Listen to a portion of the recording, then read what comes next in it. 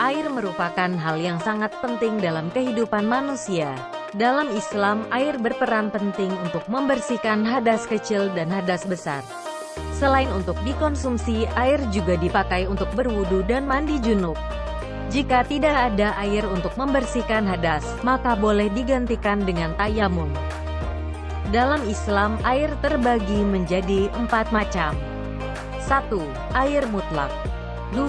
Air musyamas. 3. Air suci tidak menyucikan. A. Air mustamal. B. Air mutagayar. 4. Air mutanajis. Air mutlak adalah air yang berasal dari sumbernya dan masih pada sifat asli penciptaannya.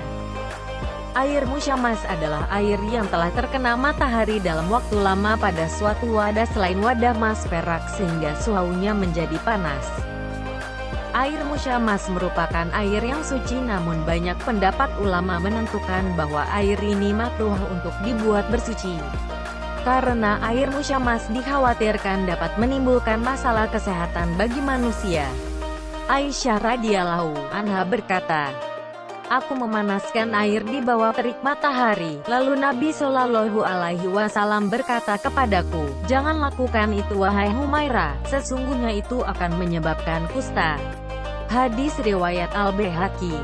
Air mustamal adalah air yang sudah dipakai untuk bersuci wajib seperti basuhan pertama wudu, bukan wudu sunnah. Telah kami sebutkan bahwa air mustamal statusnya adalah suci tanpa hilaf dan tidak mensucikan dalam pandangan mazhab. Air mutagayar.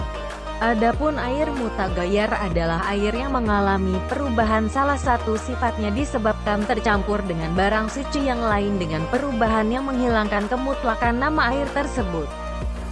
Sebagai contoh, air mata air yang masih asli maka masuk ke dalam jenis air mutlak. Namun ketika air ini dicampur dengan teh sehingga terjadi perubahan pada sifat-sifatnya, maka air tersebut akan berubah menjadi air teh. Pencampuran inilah yang menjadikan air mutlak kehilangan kemutlakannya. Jika air berubah banyak di mana tidak dapat dinamakan lagi air murni karena sebab menyatunya benda suci yang dapat dihindarkan dari air, seperti tepung atau safron, maka tidak sah bersuci dengan air tersebut. Meskipun air tercampur dengan benda suci lain namun tetap dihukumi suci dan mensucikan dengan syarat. Perubahan air tidak banyak sehingga tidak hilang sifat kemutlakannya, masih bisa disebut air saja. Contoh, air murni tercampuri air teh namun tidak berubah warna, bau atau rasa atau hanya berubah tetapi sedikit sehingga masih bisa disebut air saja. Benda yang mencampuri air tersebut termasuk benda mujawarah, yaitu benda yang bisa dipisah dari air setelah mencampuri air atau bisa dibedakan dengan air. Benda mujawarah juga bisa membuat sifat air berubah dengan hanya sekedar berdekatan dengan air. Contoh, air tercelup kayu gaharu. Air berdekatan dengan benda yang menyengat baunya sehingga bau air berubah. Tercampuri dengan benda yang tidak bisa terhindarkan dari air. Contoh, ganggang, lumut, daun berguruan, tanah, atau air terlalu lama menggenang. Ibnu Naqib al-Misri rahimahullahu berkata, adapun jika air berubah karena safron dan yang semisalnya dalam jumlah yang sedikit atau tercampur dengan benda mujawarah, seperti kayu atau minyak yang wangi, atau tercampur dengan benda yang tidak bisa dihindarkan dari air, seperti ganggang, dedaunan yang berguguran, tanah, air yang lama menggenang, maka sah taharah dengan air tersebut. Air mutanajis. Air mutanajis adalah air yang terkena barang najis dan volumenya kurang dari 2 kula atau volumenya mencapai 2 kula atau lebih, tetapi berubah salah satu sifatnya, warna, bau, atau rasa karena terkena najis tersebut.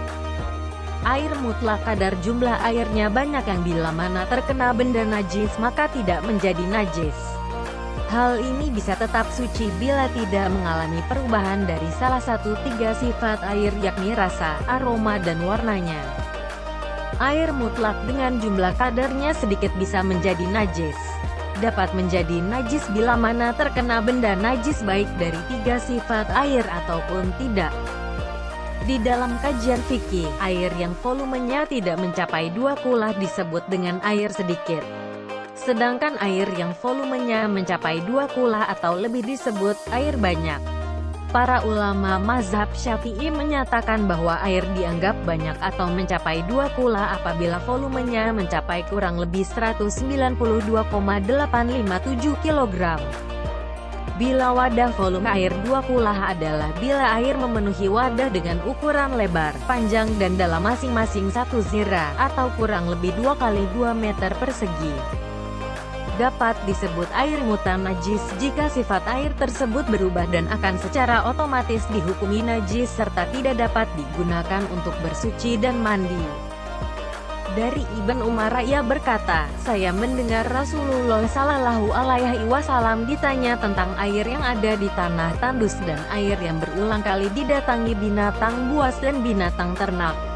Kata Ibn Umar radhiyallahu anhu, Rasulullah Shallallahu Alaihi Wasallam menjawab bila air sebanyak 2 kula, maka tidak membawa najis.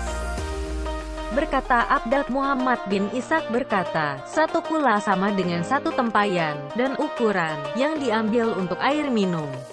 Berkata Abu Isa, Tirmidzi, itu pendapat Al-Syafi'i, Ahmad dan Ishaq. Mereka berpendapat bila air mencapai 2 kula, maka ia tidak menjadi najis oleh apapun, selama bau atau rasanya tidak berubah. Mereka juga menyatakan, 1 kula itu sekira-kira 5 girbah air. Hadis riwayat Tirmidzi. Apabila najis yang menimpa air adalah najis yang tidak tampak, seperti debu kotoran hewan, maka air tetap suci. Begitu pula bangkai hewan yang tidak berdarah seperti lalat. Dalilnya adalah hadis Nabi Shallallahu Alaihi Wasallam. Artinya, apabila lalat terjatuh ke dalam bejana air kalian, maka benamkanlah lalat tersebut, karena pada salah satu sayapnya ada penyakit, dan di sayap lainnya ada obat.